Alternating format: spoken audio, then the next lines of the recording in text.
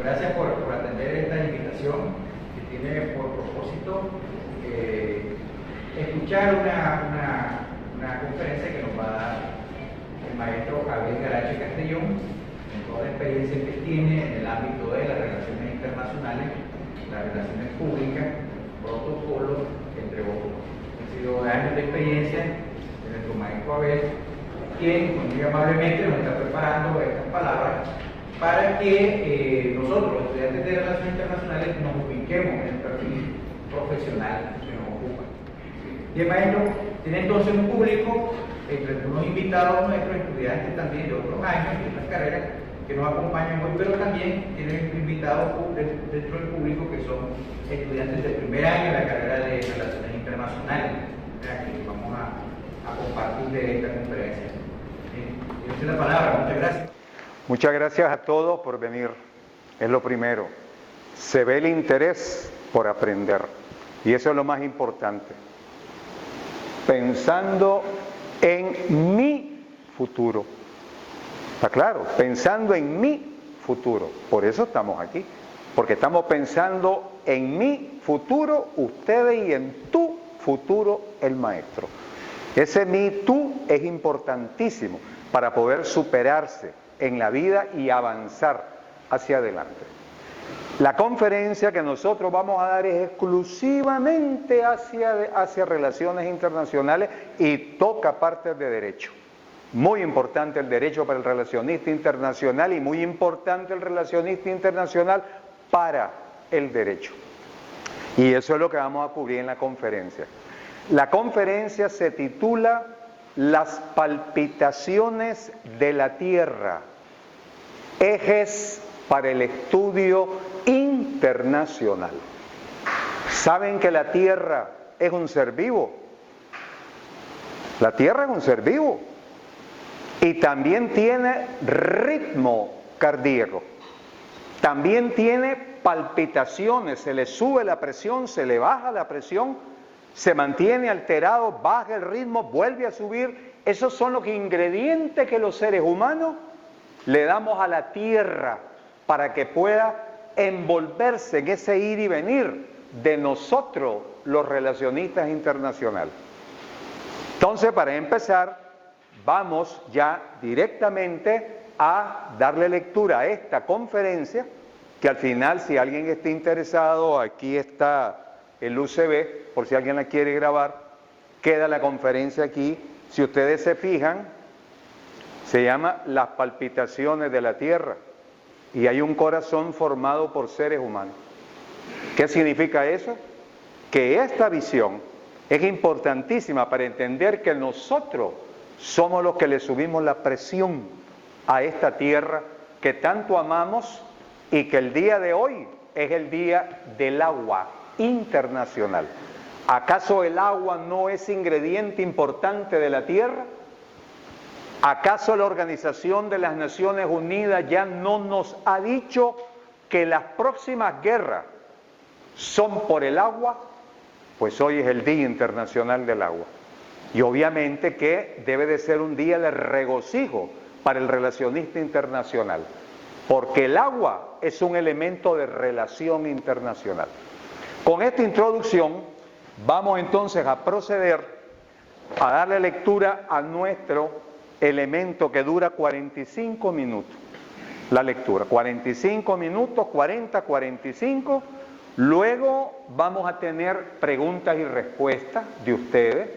Si desean preguntar sobre el tema, pues hacen una pregunta y vamos a irle dando esa formación a cada elemento que vayamos a tocar.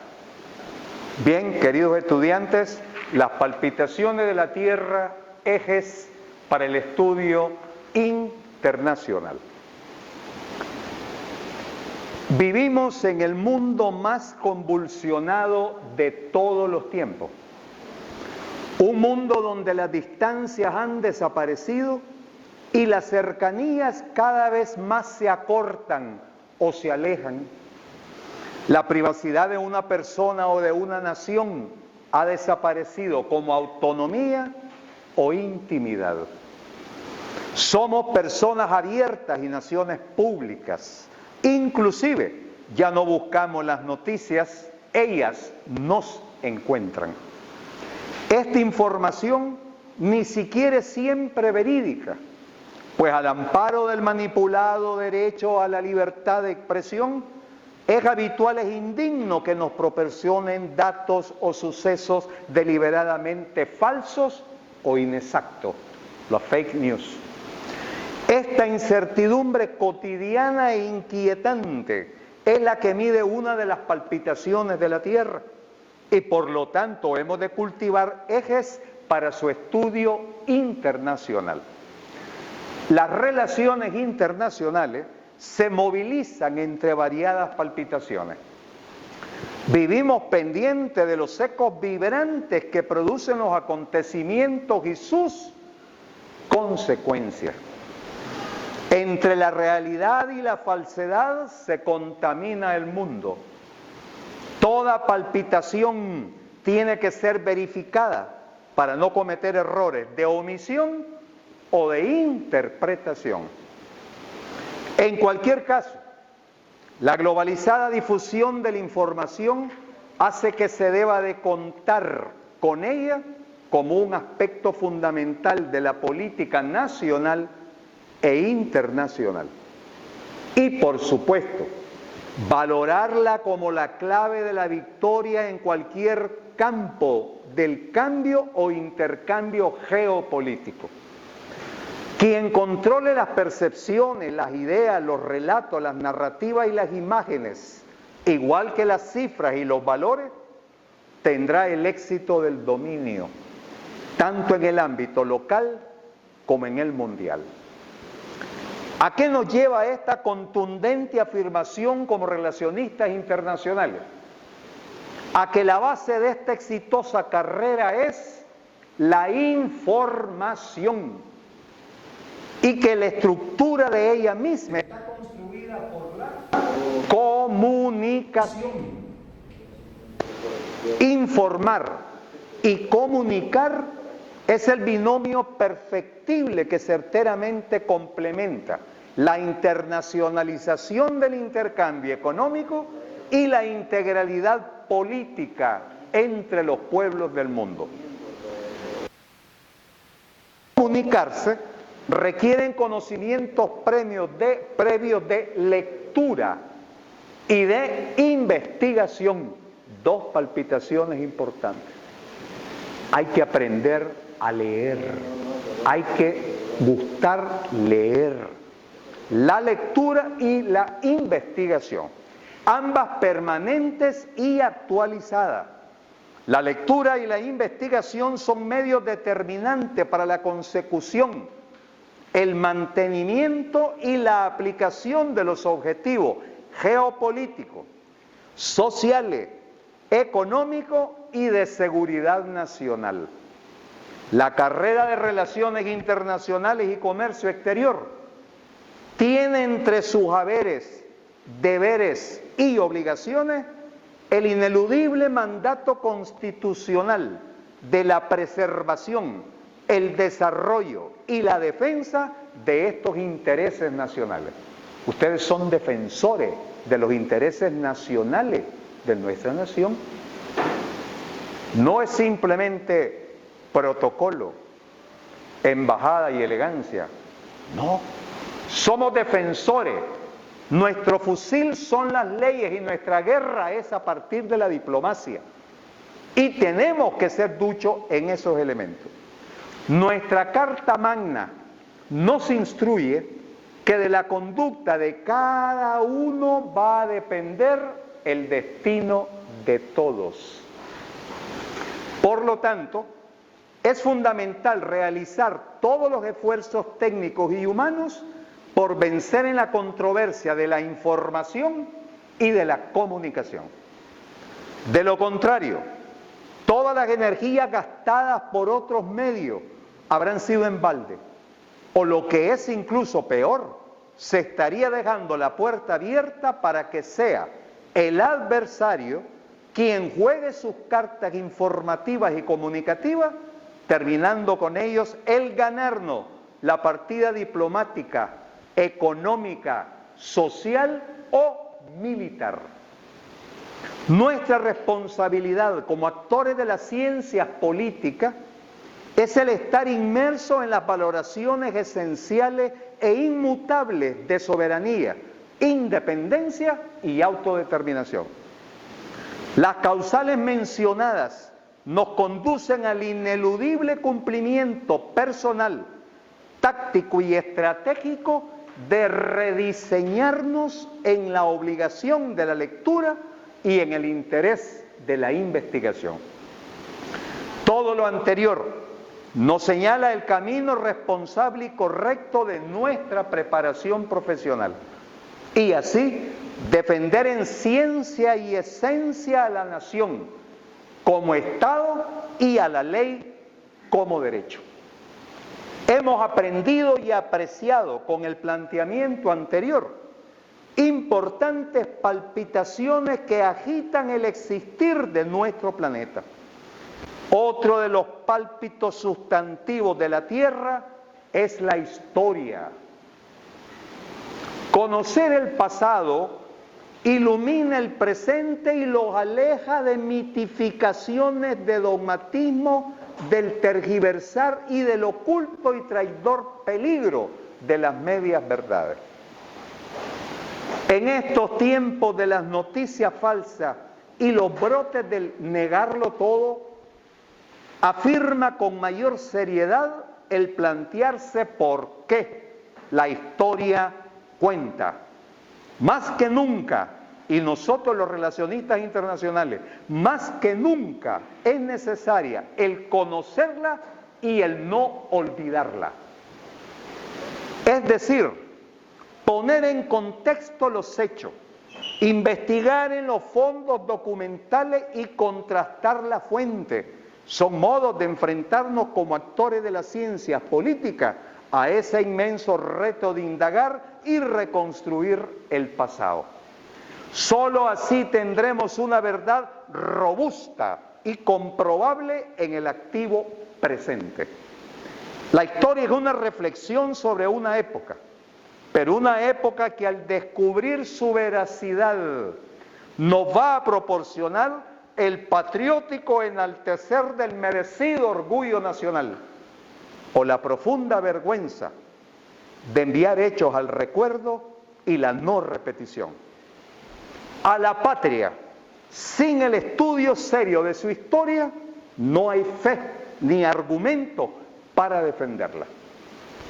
Otra palpitación de la tierra que une a la historia es la geografía. Esta ciencia que grafica al planeta en lo físico y en lo político determina la vivencia, la sobrevivencia y la conflagración de una población. Conocerla, la geografía, es asentarse en la soberanía de sus riquezas y en la firme defensa de sus derechos. Decir geografía es adentrarse en el agua, aire, fuego y tierra. Geografía es conocer a nuestra madre nación y a las madres de otras naciones. Es sabernos humanos, compartiendo una misma casa. La geografía es motivo de vida y de muerte. Es esencia de paz y ciencia de guerra. Es causal de consenso en reconciliación y resguardo de resentimientos en envidia. Si como procuradores de la paz adulta, esencia del relacionista internacional, conocemos la geografía, evitamos la taquicardia de la crisis entre gobiernos y el infarto del exterminio entre las generaciones de hoy y de mañana. Es así como la historia se da en la geografía y por la geografía se suceden los hechos de la historia. El territorio, ese espacio físico sobre el que un Estado ejerce social, cultural y políticamente sus atribuciones constitucionales, reviste gran importancia, ya que de sus características, de los recursos que albergue, tanto en superficie como en sus entrañas, e incluso de la población que resida dentro de él, dependerán las consideraciones políticas que tenga dicho Estado en su entorno inmediato y frente al resto del mundo. Sin ninguna duda, el territorio y su contenido siguen siendo la clave principal de los enfrentamientos entre las diversas sociedades, ya sea para enriquecerse, para aumentar su cuota de poder o para fundar una legitimidad que lo identifique como nacional. Decir territorio es decir soberanía nacional. La ventaja que nos proporciona el estudio de la historia y de la geografía es que en la medida que vayamos profundizando en el conocimiento de su universo táctico y estratégico, tanto como estudiantes universitarios hoy y profesionales mañana, vamos a ir recapitulando la legislación de las costumbres y la consolidación de los derechos. Esto nos brinda en tiempo y forma el continuar avanzando en dignidad como Estado y en libertad como sociedad. Estos últimos elementos, Estado y sociedad, nos llevan a otra palpitación de la tierra: el derecho. El derecho es el imperativo categórico perfectible que administra por la ley a una sociedad. Su amparo social incide en la prevención del delito y su fuerza jurídica en que el hecho consumado determina el juicio procesado. Como relacionistas internacionales nos debemos a su ley en continente y en contenido. Toda afrenta interna o externa a su espíritu de constitución es un deber de todo ciudadano. Nosotros, preservar su integridad y defender su nacionalidad. La constitución política es la máxima realización del derecho. En ella encuentran cabida la paz y la justicia. La constitución política es un vigor de cumplimiento en las sociedades del mundo y un rigor de obediencia para todos los ciudadanos. La constitución política de la República de Nicaragua acentúa estas obligaciones. Vamos a leer en su título 1, donde se promulgan los principios fundamentales. Ella nos mandata lo siguiente. Capítulo 1 de nuestra Constitución, artículo 1. La independencia, la soberanía y la autodeterminación nacional son derechos irrenunciables del pueblo y fundamentos de la nación nicaragüense. Toda injerencia extranjera en los asuntos internos de Nicaragua o cualquier intento de menoscabar estos derechos atenta contra la vida del pueblo. Es deber de todos los nicaragüenses preservar y defender estos derechos. Mandato constitucional. Esta cita de nuestra Constitución política encierra el espíritu y cuerpo de la política interna y la política exterior. El relacionista internacional, a través de su conocimiento de causa, estatura moral, capacidad de convicción, ética e incorruptible lealtad, tanto en el terreno diplomático como el comercial, debe de preservar y defender, aún en condiciones difíciles y extremas, estos derechos irrenunciables de la nación nicaragüense. La preparación personal y académica en este campo exige mística y apostolado, talento y talante, vigor y rigor nacionalista. Esta carrera, construida en base a hechos y derechos, se perfecciona día a día para ambicionar, gestionar y consolidar en la sociedad internacional la construcción y el perfeccionamiento de un sistema económico, político, cultural y social donde la justicia y el bien común sean garantes efectivos de una paz duradera. Nicaragua fundamenta sus relaciones internacionales en la amistad, la complementariedad, la solidaridad entre los pueblos y la reciprocidad entre los estados.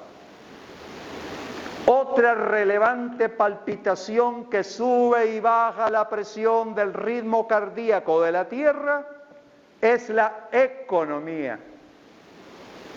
Siendo la economía un arte y una ciencia en el intercambio de bienes y servicios por dinero, ha escalado por apasionamientos políticos los niveles de arma de exterminio masivo.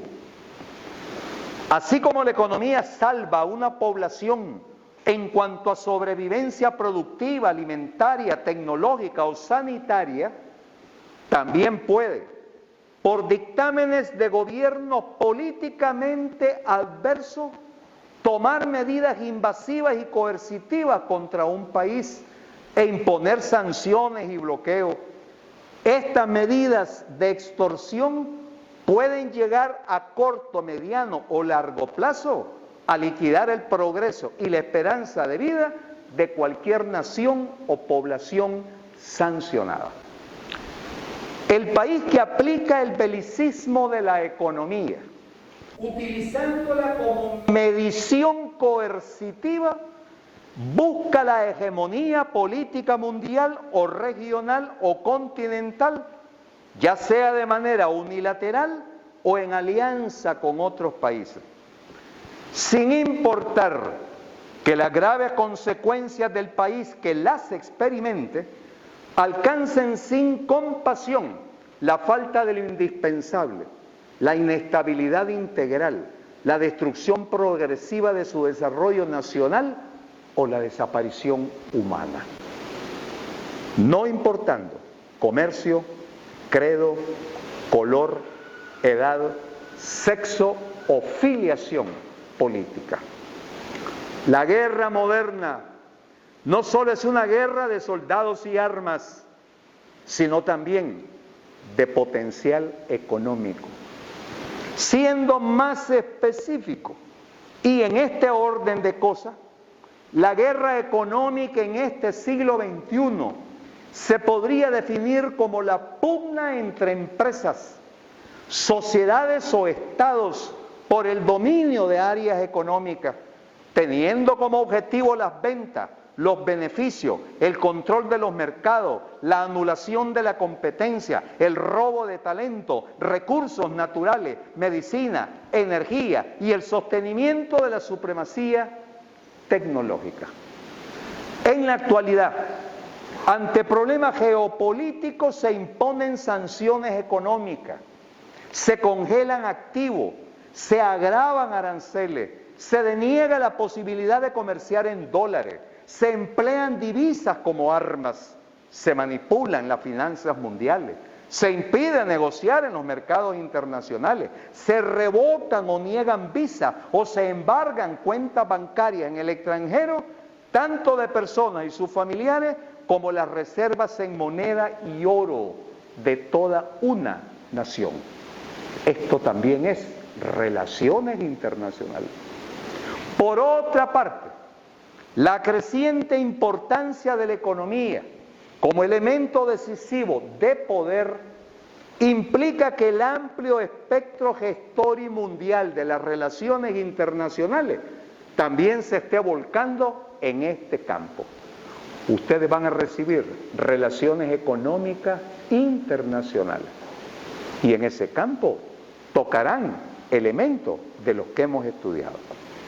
Es en este sentido práctico y vital que muchos gobiernos están restableciendo y aplicando especiales procedimientos en su política interior y exterior, dando en cada paso un acentuado apoyo a las capacidades nacionales tanto culturales como agrarias, pecuarias e industriales, pues reconocen que solo con el respaldo al desarrollo económico y financiero propio, alcanzar el consenso nacional en la macro y la microeconomía de cualquier Estado es la garantía sostenible de su estabilidad económica y bienestar social. El principal abono para la paz es la capacidad económica vinculante que cada nación tiene para sostenerla. Como se comprende, la economía es la que marca la diferencia. Es la punta de lanza de las acciones geopolíticas. Por ello, todo país en la actualidad está dotado de un departamento específico de geopolítica económica. Su importancia lo sitúa al más alto nivel decisivo del gobierno y con capacidad sostenible para coordinar a todas las instancias gubernamentales. Su finalidad es aquella que le va a permitir en todo momento conocer e interpretar las claves mundiales de las finanzas. Aquí, en este real y virtual terreno económico, es donde brilla la capacidad profesional y comercial del relacionista internacional.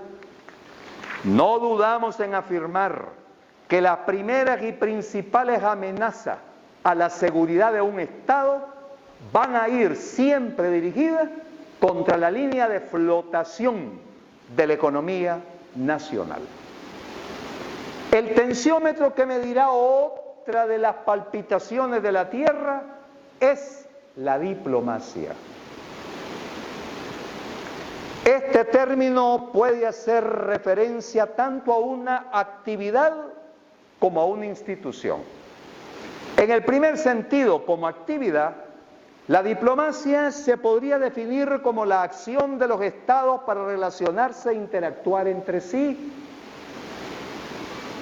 Por lo que respecta al segundo significado, como institución, se trataría de la organización estatal y las personas que en ella trabajan con la finalidad de velar por los intereses de su nación mediante la relación con otros países.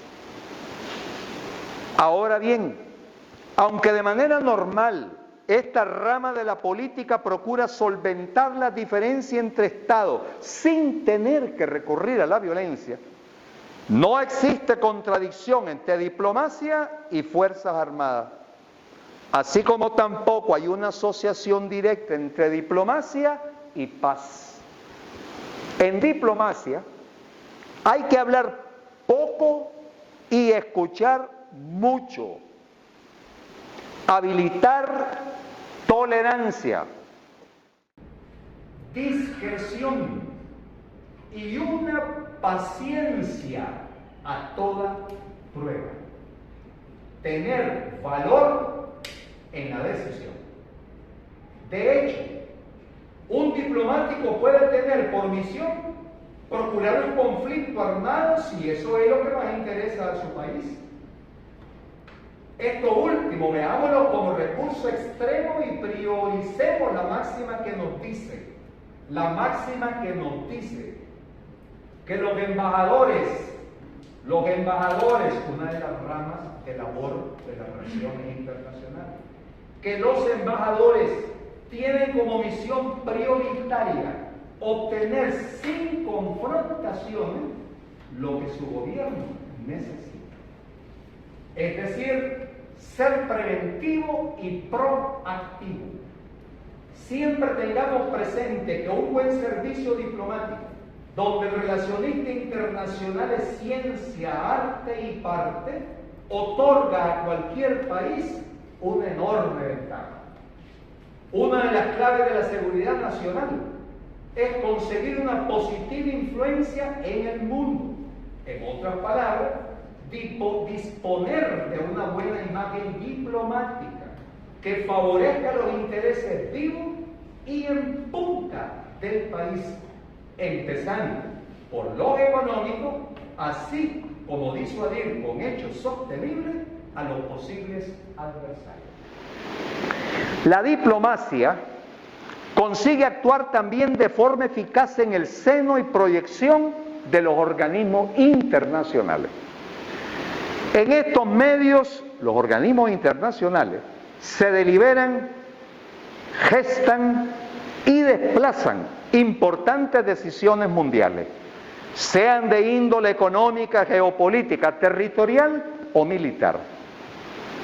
Pero recordemos siempre que la fortuna de los pequeños o grandes estados depende a menudo de la buena o mala conducta y del grado de capacidad en gestión de los negociadores que emplea. Esta es la delicada e integral responsabilidad del relacionista internacional y comercial. Cualquier diplomacia bien ejercida alcanza a conseguir lo que con la fuerza no se podría lograr. Ella puede doblegar, la diplomacia, voluntades obcecadas y abrir puertas que estaban sólidamente cerradas. En la historia hay múltiples ejemplos.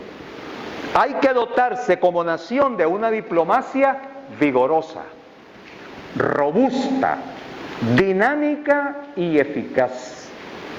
Una diplomacia deficiente es incapaz de evitar una guerra. En opinión generalizada en el mundo diplomático, y es una opinión generalizada en el mundo diplomático, lo siguiente, atento a esto. Para que la diplomacia pueda ejercer con eficacia su función básica de conseguir ventajas para un país determinado, es imprescindible que cuente con el respaldo de una fuerza emergente,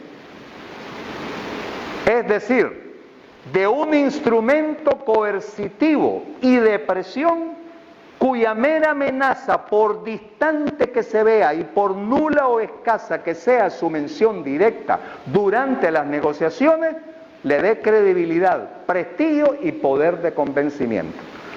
En otras palabras, no se negocia con garantía de éxito, sino a partir de una posición de fuerza emergente.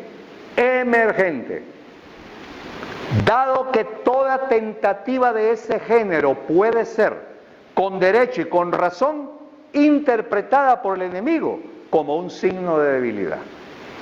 De esta manera, la diplomacia y la fuerza emergente se funden en una única premisa. Además, puede emplearse meramente como elemento disuasorio, extremo o incluso de un modo limitado en tiempo y espacio contra objetivos concretos. La fuerza para la diplomacia no es un fin, sino un medio alternativo. Un decisivo palpitar de la tierra que podría causarle un infarto fulminante y hacer desaparecer a toda la especie humana que la habita, es esta otra palpitación, la fuerza militar. Pero la brújula del siglo XXI señala otro posible norte. Es opinión mundial que la capacidad militar ya no tiene la trascendencia destructiva que gozó durante siglos. Son múltiples y certeras las razones para llegar a esta aseveración. Por un lado, como las grandes potencias están dotadas de armamento nuclear, la inmensa fuerza destructora de estas armas imposibilita no solo su empleo, por el disuasivo principio de la destrucción mutua asegurada, sino también que llegue a haber una confrontación directa entre los países que las poseen. Hoy hay armas nucleares por un lado y por otro. Yo disparo un misil, voy a recibir 3. Disparo 20, recibiré 40. Parece mentira, y es algo interesante, que la carrera armamentística, muchos cientistas políticos consideran que ha garantizado la paz en el mundo. Por eso hoy la economía es el arma de destrucción más de los países altamente desarrollados. Interesante observación. Es como para platicarla, discutirla, tener ese medio y ver hasta dónde llega ese elemento de veracidad mundial.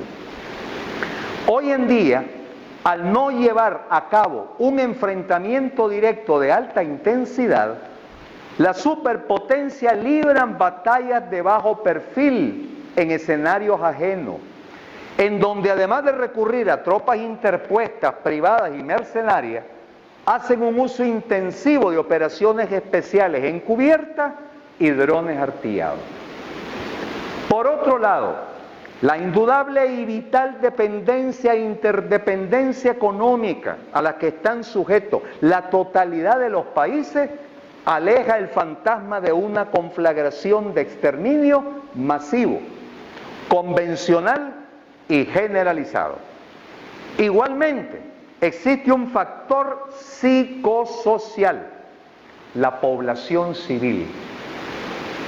La población civil que dificulta el empleo masivo de las Fuerzas Armadas de las que dispone un Estado, salvo que se dé en contextos soberanos muy excepcionales.